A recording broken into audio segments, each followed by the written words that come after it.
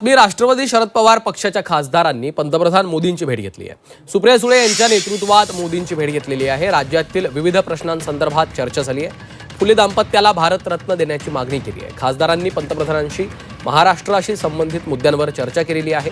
पंतप्रधान यांनी सर्व काही लक्षपूर्वक ऐकून घेतलं आणि त्या समस्या सोडवण्याचे निर्देशही दिले। शरद पवारांच्या पक्षाच्या खासदारांनी महाराष्ट्रातील ज्योतिराव फुले, तुकडोजी महाराज, सावित्रीबाई फुले आणि अण्णाभाऊ साठे यांना भारतरत्न देण्याची मागणी पंतप्रधान नरेंद्र मोदी यांच्याकडे केलेली आहे असं समजतं।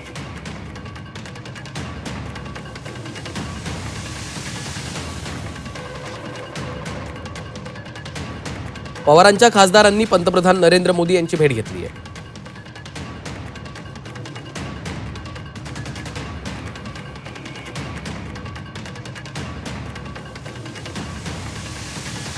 मोदी आणि खासदारांमध्ये जवळपास अर्धा तास चर्चा झाली आहे।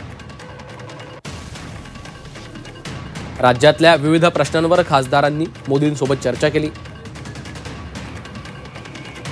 महात्मा फुले, सावित्रीबाई फुले यांना भारतरत्न देण्याची मागणी केली आहे। तुकडोजी महाराज, अण्णाभाऊ साठे यांना देखील भारतरत्न देण्याची मागणी केली आहे। नवी मुंबई विमानतळाला दिबा पाटलांचं नाव द्यावं ही देखील मागणी केली आहे। उजनीमधून बीड जिल्ह्यासाठी पाणी देण्यात यावं अशी ही मागणी आहे। पुणे नाशिक रेल्वे मार्गाचा मुद्दाही उपस्थित करण्यात आलाय। पंतप्रधान नरेंद्र मोदी यांनी शरद पवार यांच्या प्रकृती संदर्भातही विचारपूस केलेली आहे। या भेटीमध्ये राजकीय चर्चा झाली नसल्याचा दावा खासदारांनी केला आहे।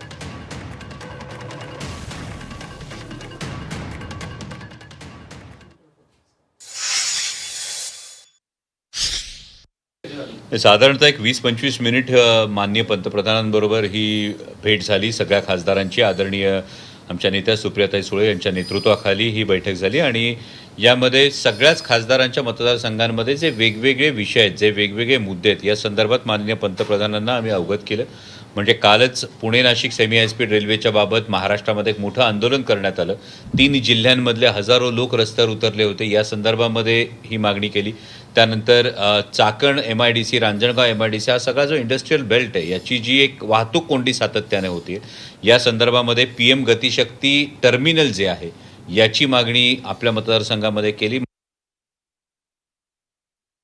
देशाच्या प्रधानमंत्री माननीय मोदीजींची अर्धा तास भेट घेतली आणि त्यानंतर त्या भेटीमध्ये महात्मा ज्योतिराव फुले आणि क्रांतिज्योती सावित्रीबाई फुले दाम्पत्यांना भारतरत्न पुरस्कार द्यावा अशी विनंती करण्याकरता आम्ही गेलो होतो। हे जरी खासदारांनी म्हटलं असेल तरी नेमकं त्यातलं कारण काय हे अद्यापही गुलदस्त्यात आहे। दुसरं महत्त्वाचं, खासदार बजरंग सोनवणे यांनी जे सांगितलं का डिलिमिटेशनच्या बिलानंतर आम्ही जे काय आहे ते बोलू, याचा अर्थ आता संसदीय अधिवेशनाचा हा अंतिम आठवडा आहे आणि यामध्ये 2 महत्त्वाची बिलं येणार आहेत।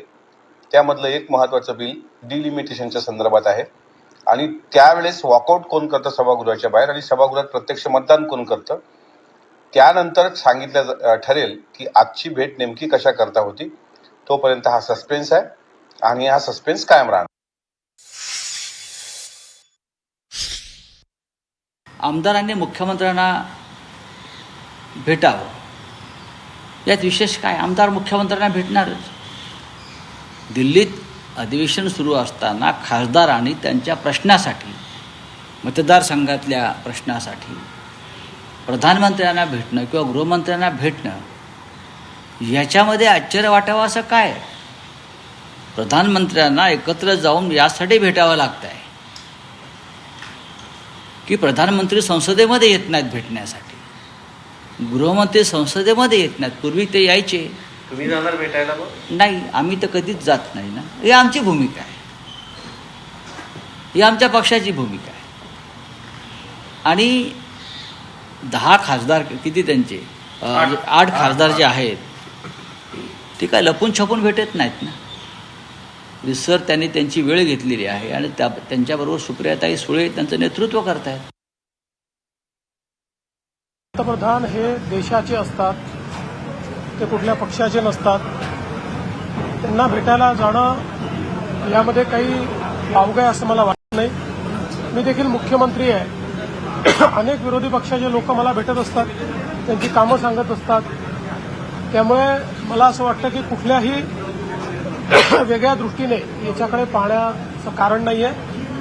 ते त्या ठिकाणी गेले, ती अतिशय किंवा जाणार असतील तर अतिशय चांगली गोष्ट आहे.